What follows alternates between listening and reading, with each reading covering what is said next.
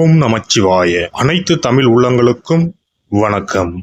அக்னி கிரகமான சூரிய பகவான் மற்றொரு நெருப்புக்கோளான செவ்வாயின் ஆதிக்கத்தில் உள்ள விருச்சிக ராசியை கடக்கும் சுமார் 1 மாத காலத்தையே நாம் கார்த்திகை மாதம் என்றும் விருச்சிக மாதம் என்றும் அழைக்கின்றோம். துலாம் ராசியில் தனது வீரியத்தை தானே குறைத்துக் கொண்ட சூரிய பகவான் மீண்டும் தனது பூரண வீரியத்தை பெற்று வலம் வரும் மாதமே கார்த்திகை மாதம் எனவும் விருச்சிக மாதம் எனவும் கூறுகின்றோம்.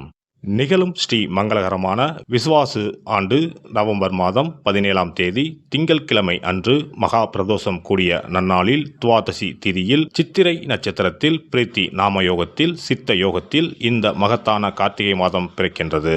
இம்மாத கிரகநிலை என எடுத்துக்கொண்டால் கார்த்திகை 1ஆம் தேதி 17/11/2025 அன்று கும்பராசியில் சனி பகவான் வக்ர நிவர்த்தி அடைகின்றார். கார்த்திகை மாதம் 2ஆம் தேதி 18/11/2025 அன்று கடகத்தில் குருவின் வக்கரம் நடக்கின்றது.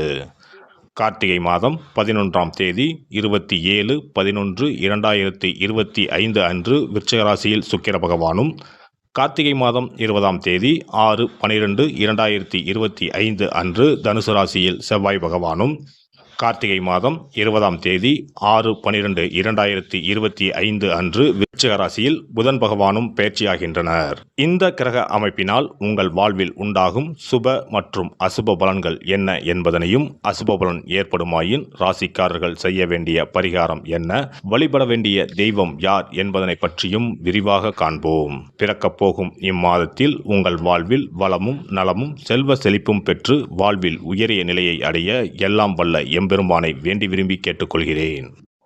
தனுசு ராசி அன்பர்களே, இம்மாத கிரக நிலைகளை ஆராய்ந்து பார்க்கும் பொழுது அஷ்டமத்தில் குரு பகவான் உச்சம் பெற்று சஞ்சரிக்கிறார். இது அவ்வளவு நல்லதல்ல.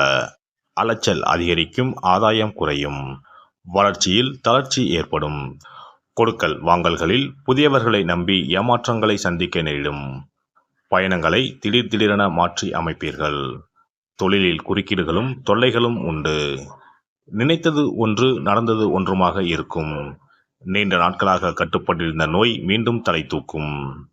மாத தொடக்கத்தில் குரு பகவான் உங்கள் ராசிக்கு அஷ்டமத்தில் உச்சம் பெற்று சஞ்சரிக்கிறார். கார்த்திகை 2ஆம் தேதி முதல் அவர் வக்கரம் பெறுகிறார். இந்த வக்கர காலம் உங்களுக்கு நன்மை தரும் காலமாகவே அமையும். ராசிநாதனாகவும் 4ஆம் இடத்திற்கு அதிபதியாகவும் விளங்குபவர் குரு பகவான். குரு பகவான் வக்கரம் பெறும் பொழுது மிகுந்த நன்மையை உண்டாக்குவார். இடம் பூமி வாங்கும் யோகம் உண்டு. எதிர்கால முன்னேற்றம் கருதி எடுத்த முயற்சியில் வெற்றி கிடைக்கும். கடன் சுமை பாதிக்கு மேல் குறையும். பிள்ளைகளின் கல்யாண கனவுகளை நனவாக்குவீர்கள். மாதத்தின் தொடக்க நாளிலேயே சகாயஸ்தானத்தில் சஞ்சரிக்கும் சனி வக்ர நிவர்த்தி ஆகிறார். உங்கள் ராசிக்கு தனாதிபதியாக விளங்குபவர் சனி பகவான். அவர் வக்ர நிவர்த்தியாகும் இந்த நேரம் பொருளாதார பற்றாக்குறை அகலும். என்றாலும் மனக்குழப்பங்கள் கொஞ்சம் அதிகமாகவே இருக்கும். உடன் பிறப்புகள் வழியில் பிரச்சனைகள் மீண்டும் தலை தூக்கும். பாக பிரிவினைகள் முடிவுக்கு வந்தாலும் சொத்துக்கள் பிரிக்கப்படாமலேயே இருக்கும். பழைய வழக்குகள் முடிவுக்கு வந்தாலும் புதிய வழக்குகள் வர வாய்ப்புண்டு. வீண் பலிகளுக்கு ஆளாகாமல் பார்த்து கொள்வது உங்கள் புத்திசாலித்தனமாகும். கார்த்திகை 11ஆம் தேதி விருச்சிக ராசிக்கு சுக்கிர பகவான் செல்கின்றார். உங்கள் ராசிக்கு 6 மற்றும் 11 ஆகிய இடங்களுக்கு அதிபதியானவர் சுக்கிர பகவான். 6க்கு அதிபதி 12க்கு வருவது யோகம்தான். இழந்த வாய்ப்புகளை மீண்டும் பெறுவீர்கள். கரைந்த சேமிப்புகளை ஈடுகட்ட புதிய வாய்ப்புகள் உருவாகும். சுக்கிர மங்கள யோகத்தால் சுபகாரிய பேச்சுக்கள் முடிவிற்கு வரும். உத்தியோக உயர்வு, ஊதிய உயர்வு உண்டு. ஊர் மாற்றங்கள் கேட்டு விண்ணப்பித்திருந்தால் மேல் அதிகாரிகளின் ஆதரவு கிடைக்கும். கார்த்திகை மாதம் 20ஆம் தேதி உங்கள் ராசிக்கு செவ்வாய் பகவான் செல்கின்றார். உங்கள் ராசிக்கு 5 மற்றும் 12 ஆகிய இடங்களுக்கு அதிபதியானவர் செவ்வாய் பகவான். பூர்வ புண்ணிய ஸ்தானாதிபதியான அவர் உங்கள் ராசிக்கு வரும்பொழுது எதிர்பார்ப்புகள் நிறைவேறும். இல்லம் தேடி நல்ல தகவல் வந்து சேரும். வாகன மாற்றம் செய்ய முன் வருவீர்கள். வீடு கட்டலாமா அல்லது கட்டிய வீடாக விலைக்கு வாங்கலாமா என்று சிந்திப்பீர்கள். தேவைக்கேற்ப பணம் வந்து கொண்டே இருக்கும். மன நிம்மதிக்காக ஆன்மீக பயணங்களை மேற்கொள்வீர்கள். கார்த்திகை மாதம் 20ஆம் தேதி விருச்சிக ராசிக்கு புதன் பகவான் செல்கிறார். உங்கள் ராசிக்கு 7 மற்றும் 10 ஆகிய இடங்களுக்கு அதிபதியானவர் புதன் பகவான். அவர் 12இல் வரும் இந்த நேரத்தில் பயணங்கள் அதிகரிக்கும். பரபரப்பாக காணப்படுவீர்கள். கல்விக்காக எடுத்த முயற்சிகள் கைகூடும். கடல் தாண்டி வரும் செய்தி மகிழ்ச்சி தரும். உத்தியோக மாற்றத்தை எதிர்பார்த்து காத்திருந்தவர்களுக்கு உள்நாட்டில் இருந்தும் அழைப்பு வரலாம். வெளி மாநிலங்களில் இருந்தும் அழைப்புகள் வரலாம். மாமன் மைத்துனர் வழியில் மங்கள நிகழ்ச்சிகள் நடைபெறும். சேமிப்புகள் கரைந்தாலும் பொருளாதாரத்தை ஈடுகட்டுவீர்கள். பொது வாழ்வில் உள்ளவர்களுக்கு முயற்சிகளில் தடைகள் ஏற்படும். வியாபாரம் மற்றும் தொழில் செய்பவர்களுக்கு குறுக்கீடு வந்து கொண்டே இருக்கும். உத்தியோகத்தில் உள்ளவர்களுக்கு மேல் அதிகாரிகளின் கெடுபிடி அதிகரிக்கும். கலைஞர்களுக்கு வரவும் செலவும் சமமாகும். மாணவ மாணவிகளுக்கு படிப்பில் அக்கறை தேவை. பெண்களுக்கு குடும்ப சுமை கூடும். கொடுக்கல் வாங்கல்களில் கூடுதல் கவனம் தேவை. வியாழக்கிழமைகளில் பகல் உணவு மட்டும் அருந்தி இரவில் பால் பழம் மட்டும் அருந்தி வந்தால் போதும். நல்ல பரிகார பலன் கிடைக்கும். தினமும் காகத்திற்கு நெய், பருப்பு, எள் கலந்த 5 சாத உருண்டைகள் வைத்து வரவும்.